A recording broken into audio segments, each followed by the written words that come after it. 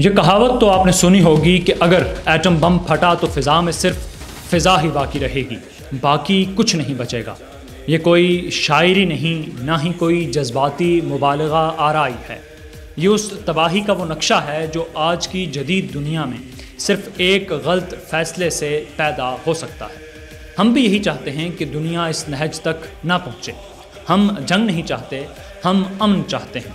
ہم چاہتے ہیں کہ یہ خطہ ترقی کرے، خوشحال ہو اور آئندہ نسلیں بارود نہیں، علم، تہذیب اور انصاف کی فضا میں سانس لیں۔ لیکن اگر ہم پر جنگ مسلط کی گئی تو اے دشمنان ملک خدا داد پاکستان، یاد رکھو، ہم کشمیر کے نام پر صرف شناخت کی جنگ نہیں لڑ رہے، ہم تکمیل پاکستان کے اس سفر کے مسافر ہیں جس کا پہلا قدم لا الہ الا اللہ تھا۔ ہم بدر والوں کے وارث ہیں، حنین کی گرمی رکھتے ہیں، احد کا صبر اور خیبر کا حوصلہ ہم نے سینے میں پال رکھا ہے۔ ہم تعداد میں کم ہوں گے، مگر تم دیکھ چکے کہ تمہارے تیجس، رافیل اور S-400 ہمارے فولادی شاہینوں کے آگے بے ثمر و بے سود ہیں۔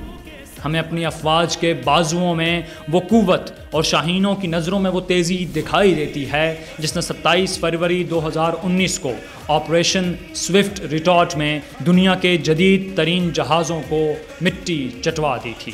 تم نے ابھی نندن بھیجا، ہم نے اسے چائے پلائی۔ تم نے سندور سجانے کا خواب دیکھا، ہم نے آپریشن سندور میں تمہیں دلہن بنا کر سندور لگا کر واپس بھیج دیا۔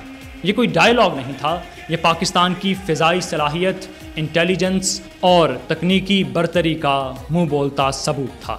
آج اگر بھارت نے میزائل فائر کیے تو پاکستان نے بھی تاریکی میں ایسا روشن جواب دیا کہ تمہاری ساری نائٹ ویژن ڈپلومیسی بے نور ہو گئی۔ یہ جنگ صرف بارود کی نہیں، بیانیے کی بھی ہے، اور ہمارا بیانیہ قوم پرستی کی تنگ گلیوں سے نہیں، ملت اسلامیہ کے وسیع سائباں سے نکلتا ہے۔ ہم یہ بھی جانتے ہیں کہ ہمارے بیچ کچھ غدار آج بھی سانپ بن کر پھنکارتے ہیں، جو بھارتی بمباری پر چپ سادھ لیتے ہیں اور پاکستان کی جوابی کارروائی پر بین ڈالنے لگتے ہیں۔ آزاد کشمیر میں دب کے بیٹھے یہی وہ تنگ نظر قوم پرست کٹر نیشنلسٹ ہیں جنہوں نے لا الہ الا اللہ کے قافلے سے غداری کی، جنہوں نے شہیدوں کے خون کو قوم پرستی کے کیچڑ میں رون ڈالا اور آج بھی بھارت کی بولی بول کر اپنے نظریاتی ننگ کو چھپانا چاہتے ہیں۔ لیکن ہم ان سے کہیں گے کہ یہ جنگ صرف سرحدوں کی نہیں، یہ جنگ سچ اور جھوٹ کی ہے، اور سچ کی راہ میں ہم وہ امت ہیں جو کٹ تو سکتی ہے مگر جھک نہیں سکتی۔ یاد رکھو، اگر تم نے دوبارہ ہمارے آسمان کی طرف آنکھ اٹھائی تو ہم تمہاری آنکھیں زمین میں گاڑ دیں گے، کیونکہ ہم امن کے خواہاں ضرور ہیں، لیکن اگر وقت آیا تو تمہیں تاریخ کا وہ سبق دیں گے جو تمہارے بچوں کے نصاب میں بھی لکھا جائے گا۔